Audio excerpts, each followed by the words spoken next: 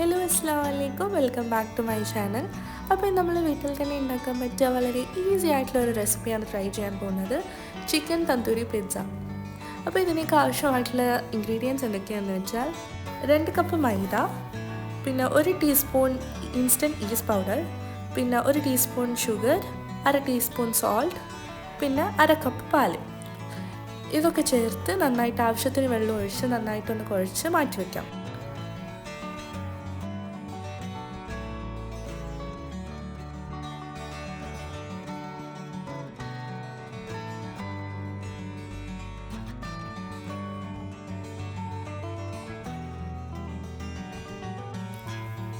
ഈ ഒരു കൺസിസ്റ്റൻസി ആകുന്നതിന് നല്ലോണം ഒന്ന് കുഴക്കുക. അതിനുശേഷം കുറച്ച് ഒലിവ് ഓയിൽ എടുത്തിട്ട് ജസ്റ്റ് ഒന്ന് അതിൻ്റെ മേലോട്ട് സ്പ്രെഡ് ചെയ്ത് കൊടുക്കാം. അത് കഴിഞ്ഞിട്ട് ഒരു ക്ലീൻ റാപ്പ് വെച്ചിട്ട് ഒരു റാപ്പ് ചെയ്തിട്ട് നമുക്കതൊന്ന് പൊന്തുന്നവരെ വെയിറ്റ് ചെയ്യാം.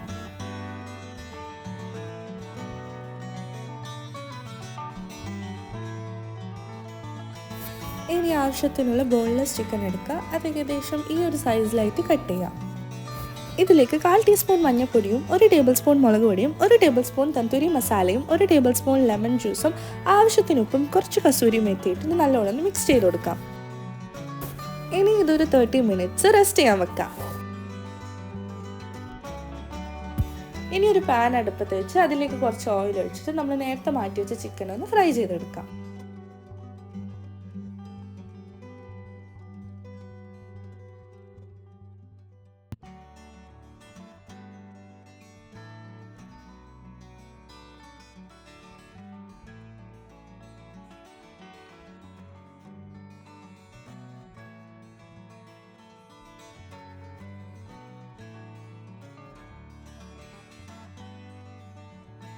ഇനിയിപ്പോൾ നമ്മൾ ഡോ നല്ലോണം ഒന്ന് പൊന്തി വന്നിട്ടുണ്ട്. ഇനിയിപ്പോൾ ഇതിൽ എയർ ബബിൾസ് എല്ലാം ഒന്ന് പോകാൻ വേണ്ടിയിട്ട് നല്ലോണം ഇതൊന്നും കൂടി ഒന്ന് കുഴച്ച് കൊടുക്കാം.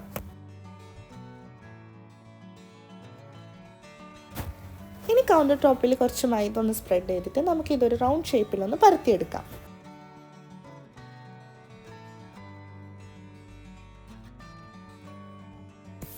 പിന്നെ പരത്തുമ്പോൾ ശ്രദ്ധിക്കേണ്ടത് എന്താണെന്ന് വെച്ചാൽ അധികം തിക്കും എന്നാൽ അധികം തിന്നും അല്ലാത്ത ഒരു ഷേപ്പിലായിരിക്കണം പരത്തിയെടുക്കേണ്ടത്.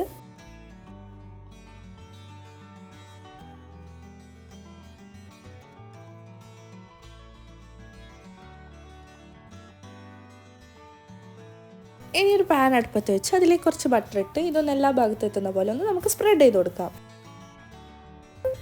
ഇനി നമ്മൾ നേരത്തെ പരത്തി വെച്ച മാവ് ഇതിലേക്ക് ഇങ്ങനെ വെച്ച് കൊടുത്ത് സൈഡ് നന്നായിട്ട് ഇതേപോലെ ഒന്ന് പ്രസ് ചെയ്ത് കൊടുക്കാം.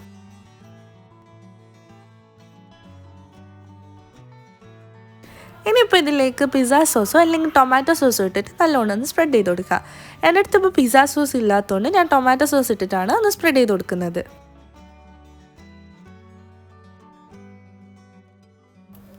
അത് കഴിഞ്ഞാൽ നമ്മൾ സ്ലൈസ് ചെയ്ത മൊസറല്ല ചീസ് ഒന്ന് സ്പ്രെഡ് ചെയ്ത് കൊടുക്കുക. നമ്മൾ ഫസ്റ്റ് ലെയറായിട്ട് സെക്കൻഡ് ലെയറായിട്ട് ഇടുന്നുണ്ട്, കാരണം കട്ട് ചെയ്യുന്ന സമയത്ത് അടിയത്തെ ലെയർ നല്ല ചീസി ആയിട്ട് നമുക്കിത് വലിക്കാൻ പറ്റും. ഇനിയിപ്പോൾ ഇതിലേക്ക് നമ്മൾ നേരത്തെ ഫ്രൈ ചെയ്ത് വെച്ച് ചിക്കൻ ഒന്ന് ആഡ് ചെയ്ത് കൊടുക്കാം.